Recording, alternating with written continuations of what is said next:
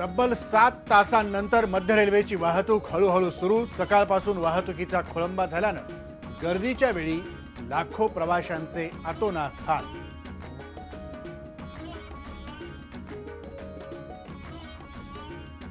नमस्कार, मी राजेंद्र हुंजे. गावाकडच्या बातम्यांमध्ये तुमचं सगळ्यांचं स्वागत. सकाळी 7 वाजल्यापासून ते दुपारी 2 वाजेपर्यंत मध्य रेल्वेवरती लोकलचा मोठा खेळखंडोबा झालेला होता. वाहतुकीचं सगळा वेळापत्रक जे होतं ते कोलमडलेलं होतं आणि प्रवाशांचे हाल सकाळपासून दुपारपर्यंत मोठ्या प्रमाणात पाहायला मिळाले. मात्र आता परिस्थिती हळूहळू पूर्वपदावर येते. त्याचा आढावा आपण घेणार आहोत. बघूया इतरही हेडलाईन्स. डहाणूच्या शेतकरी कुटुंबानं शेतीला दिली पूरक व्यवसायांची जोड. मत्स्यपालन, दुधाचा व्यवसाय आणि कुक्कुटपालनातून सुधारली कुटुंबाची आर्थिक परिस्थिती.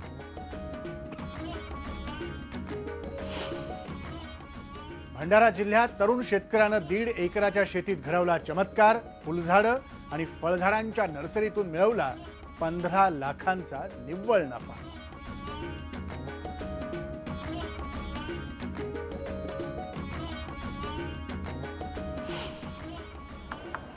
मनमाड परिसरात ढगाळ हवामान आणि धुक्यामुळे पिकांना धोका. वेगवेगळ्या रोगांची लागण होऊन पिकं वाया जाण्याची भीती. बळीराजा धास्तावला.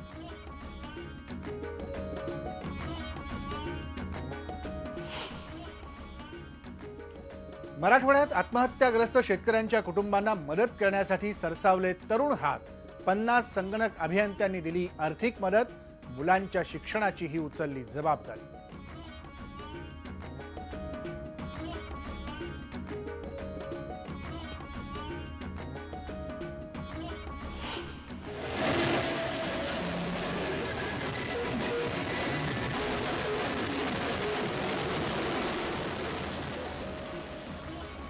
आणि तुळजापुरात सुरू आहे तुळजाभवानी देवीचा शाकंभरी महोत्सव. मोठ्या थाटामाटात पार पडला जलदिंडीचा उत्सव.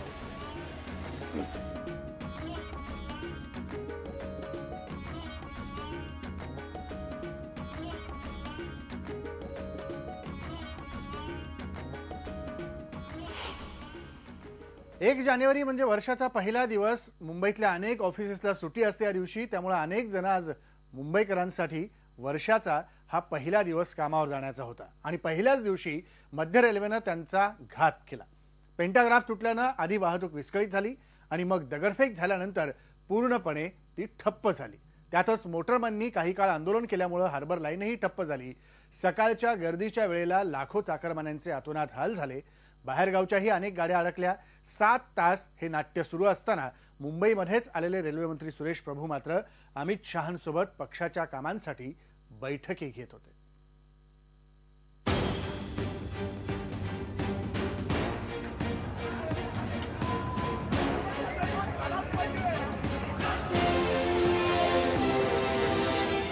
सकाळी 7च्या सुमाराला ठाकुर्ली स्टेशनजवळ स्लो ट्रॅकवरचा पेंटाग्राफ तुटला आणि कल्याण डोंबिवलीमधली वाहतूक काही काळासाठी बंद झाली. सकाळी 8 वाजेपर्यंत स्लो गाड्या फास्ट गाड्यांच्या रुळावरून हळूहळू सुरू करायचा मध्य रेल्वेने प्रयत्न केला. पण सकाळच्या तुडुंब गर्दीसमोर हा प्रयत्न अर्थातच अपुरा पडला. स्टेशन्सवर गर्दी फुगत गेली आणि दिवा स्टेशनवर भडका उडाला. काही लोकांनी दगडफेकीला सुरुवात केली. ज़्यादा से ज़्यादा कोशिश ये करते हैं कि भाई हम जो इस पब्लिक को लेके जा रहे हैं तो उनको उनकी रोजी रोटी के लिए हम टाइम पे पहुंचाए. हम कोशिश ज़्यादातर कोशिश ये करते हैं, लेकिन फिर भी हमारे साथ इस तरह से हादसा हो जाता है तो उससे हमको दुख भी लगता है. हम भी उनकी तकलीफ जानते हैं भाई. खूप वेळानंतर आलेल्या एखाद्या लोकलला प्रवाशांनी उत्स्फूर्तपणे थांबवलं. सकाळी 9 नंतर परिस्थिती हाताबाहेर जाऊ लागली. भडकलेल्या लोकांनी स्टेशन बाहेर जाळपोळ करायला सुरुवात केली. त्यात 3 गाड्या जळून खाक झाल्या. त्यातली एक गाडी पोलिसांची होती. दिवा स्टेशनवर रेल रोको, दगडफेक आणि जाळपोळीमुळे अप आणि डाऊन मार्गावरची पूर्ण वाहतूक ठप्प झाली. मुंबईकडे आणि मुंबई बाहेर जाणाऱ्या लोकल गाड्या जागच्या जागी अडकल्यामुळे पूर्ण सेंट्रल लाईन अर्ध्या तासात ठप्प झाली आणि भारताच्या आर्थिक राजधानीचा निम्मा भाग लुळा पडला. कुठलीही सिस्टम डायनॅमिक जी हलती सिस्टम असते ती चालत असते, तिच्यामध्ये कुठे ना कुठे काही ना काही प्रॉब्लेम्स येत असतात. आपल्याकडे गाड्यांची फ्रिक्वेन्सी इतकी वाढल्यामुळे आणि एका गाडीत 5000 लोक असतात, 3 मिनिटाला गाडी असते, 15 मिनिटं जरी कुठेतरी काही खोळंबलं तर 5 गाड्या उभ्या राहतात. त्याच्यामध्ये आपले 5 गाड्यांमध्ये 25,000 लोक उभे राहून जातात.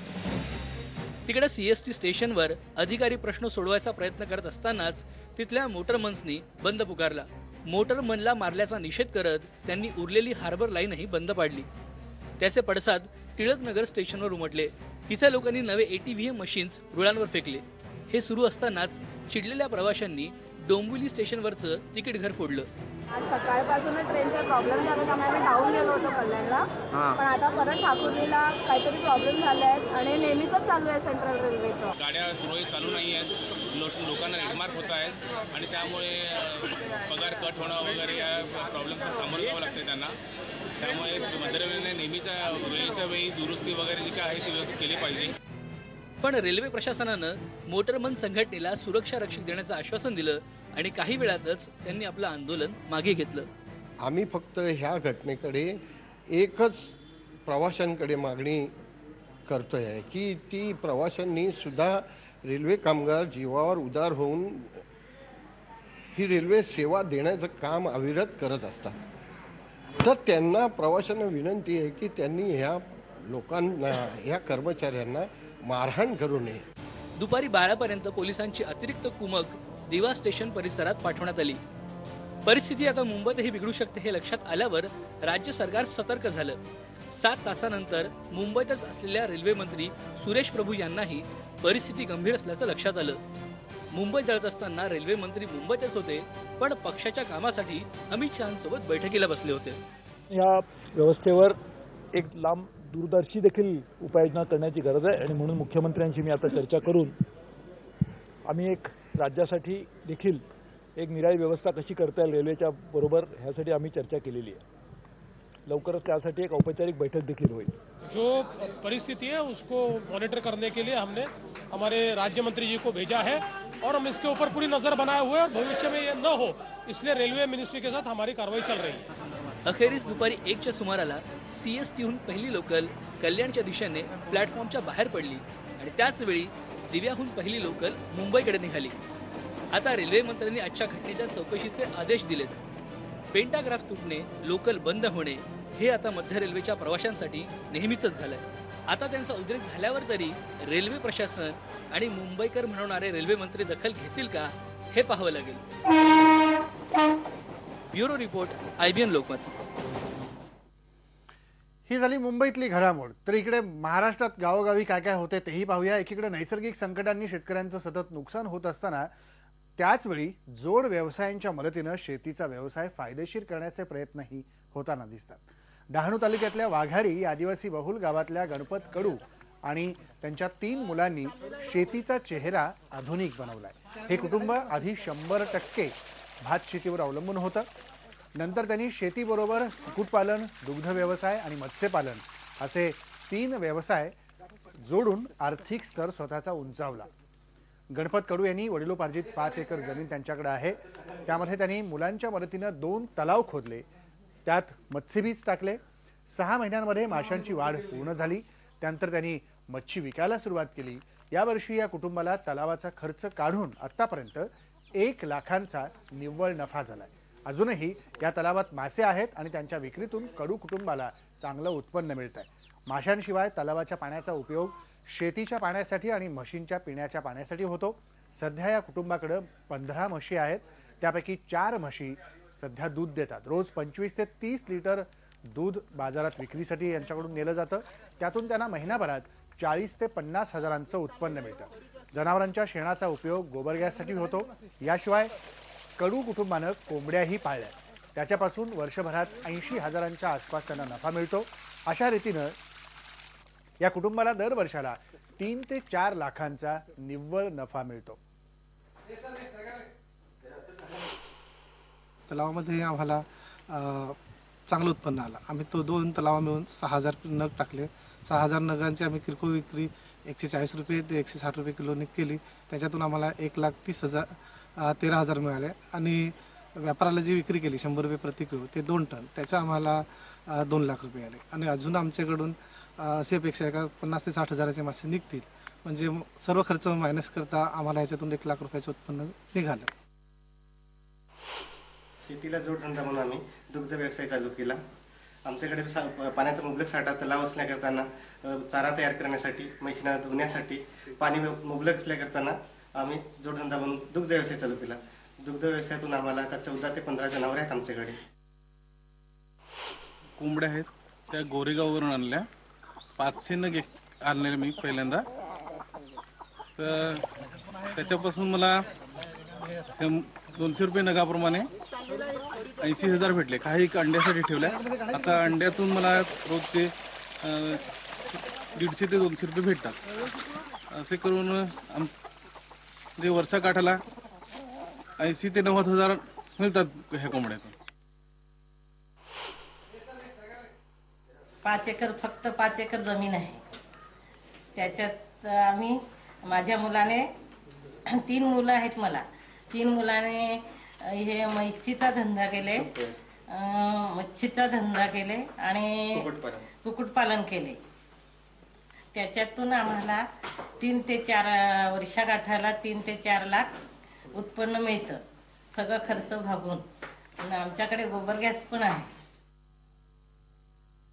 आपण बघितलं की जरा इच्छाशक्ती असेल तर कशा पद्धतीने आपण आपल्या उत्पन्नाला यशाची जोड देऊ शकतो आणि उत्कृष्ट असा व्यवसाय देखील शेतीच्या बरोबर जोडधंदा म्हणून करू शकतो, हे उदाहरण.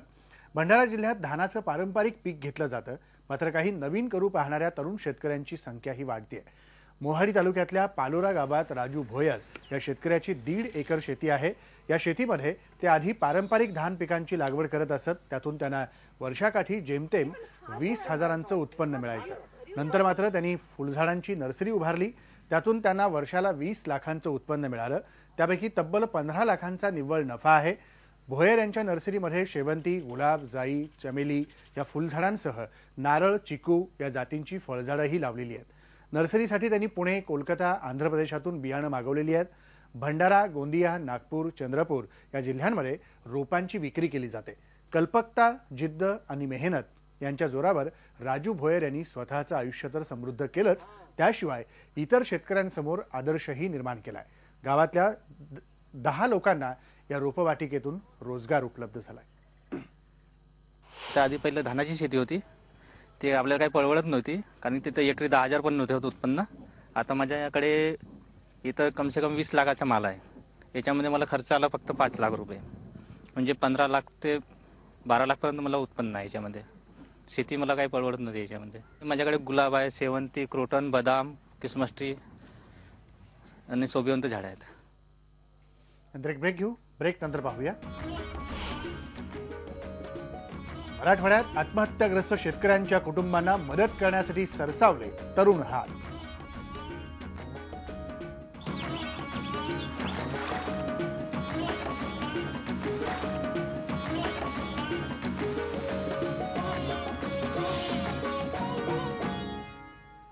मनमाड शहर आणि परिसरात गेल्या 3 दिवसांपासून ढगाळ वातावरण आणि धुक्याचं वातावरण आहे. त्यामुळे पिकांना वेगवेगळ्या रोगांची लागण होऊन पिकं वाया जाण्याची भीती निर्माण झाली आहे. त्यामुळे बळीराजा धास्तावलेला आहे. कांद्यावर रोगाचा प्रादुर्भाव झाला आहे. त्यामुळे उत्पादन घटलं आणि शेतकरी आर्थिक संकटात सापडण्याची भीती आहे. गहू आणि हरभरा या पिकांनाही बदललेल्या हवामानाचा फटका बसतोय. यापूर्वीही आधी गारपीट आणि अवकाळी पावसानं शेतकऱ्यांचं मोठं नुकसान झालं. दाट धुक्यामुळे कांद्यावर करपा, तुडतुडी तसंच बुरशीजन्य रोगाची भीती आहे. तर गहू आणि हरभऱ्यावर तांबारा, मावा या रोगांचा धोका आहे. धुक्याचे दवबिंदू थेट कांद्याच्या मुळाशी जाऊन सडण्याचे प्रमाण वाढणार आहे. या रोगांपासून बचाव करण्यासाठी शेतकरी आता महागड्या औषधांची फवारणी करतोय.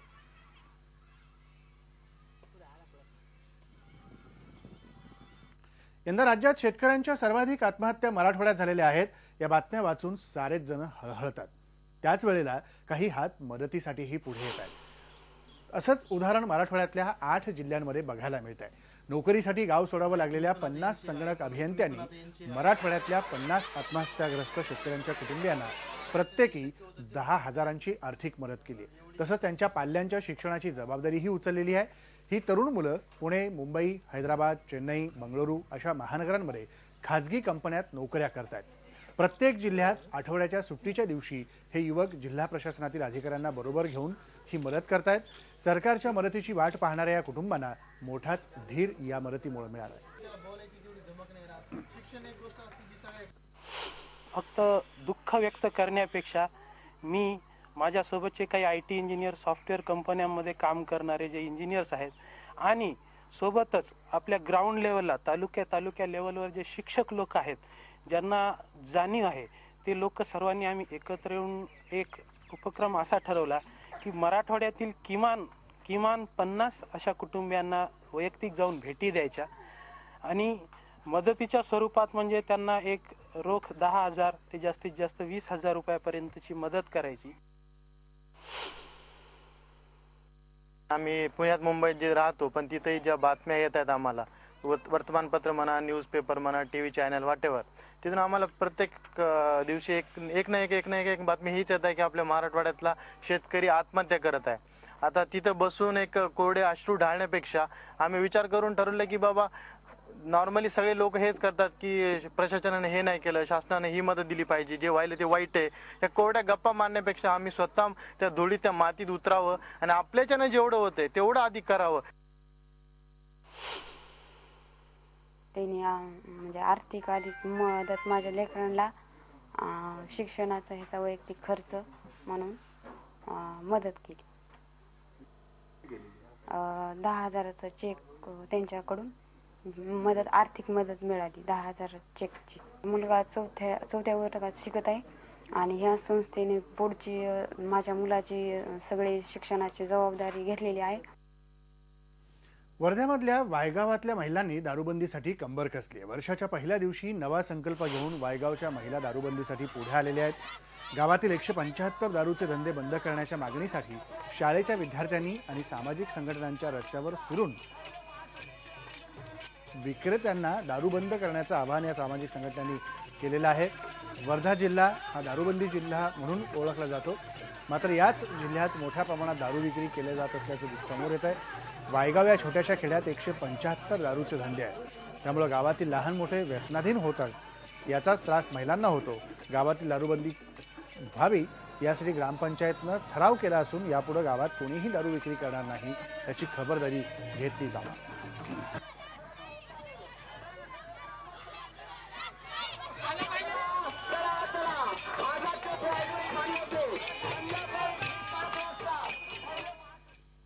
नंतर एक ब्रेक घेऊ. ब्रेक नंतर पाहूया. तुळजापुरात सुरू आहे तुळजाभवानी देवीचा शाकंभरी महोत्सव.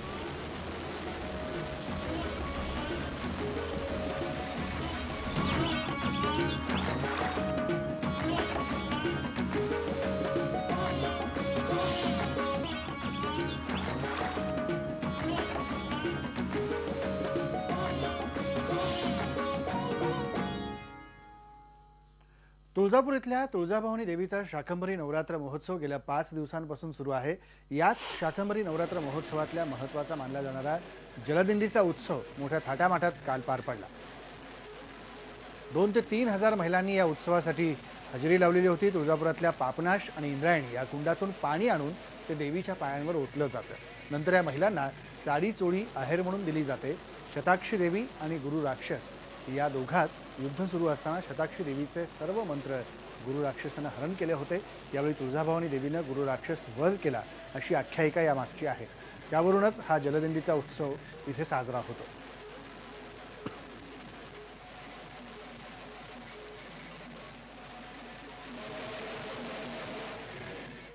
पाणी कमी असल्यामुळे थोडं ह्या वर्षी अर्ध्या घागरी भरून दिलेले आहेत, कारण पाणी नाही, पाण्याची टंचाई आहे.